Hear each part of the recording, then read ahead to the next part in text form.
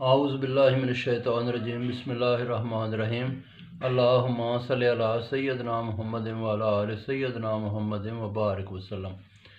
اچھا جی، مفتی محمود اپنی کتاب اللہ کے مہمان اس میں لکھتے ہیں کہ ایک آدمی نے دیکھا کہ جنگل میں ایک بابا وہ بالکل کپڑوں کے بغیر اس حالت میں اللہ کی عبادت کر رہا، تو اس نے اس کو ایک دھوتی دے دی باندھنے کے لیے۔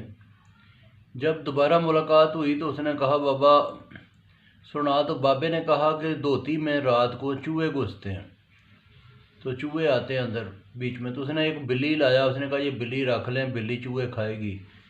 تو کچھ دنوں میں چوہے ختم ہو گئے، تو بعد میں بلی بھی بھوکی روئے، تو وہ بندہ کہتا ہے کہ جی یہ بکری لے کے آیا، اس نے کہا جی بابا بکری رکھ لا۔ جب موسم بدلا، سردیاں شروع ہوئیں، گھاس ختم ہو گئے، تو بکری بھی تھوڑا بھوکا رونا شروع ہوئی۔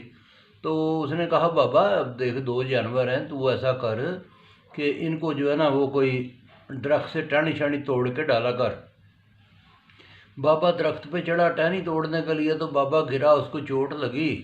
اس نے اسی وقت دھوتی اپنی اتار کے پھینکی۔ اس نے کہا نہ یہ ہوتی، نہ چوہے آتے، نہ بلی آتی، نہ بکری آتی۔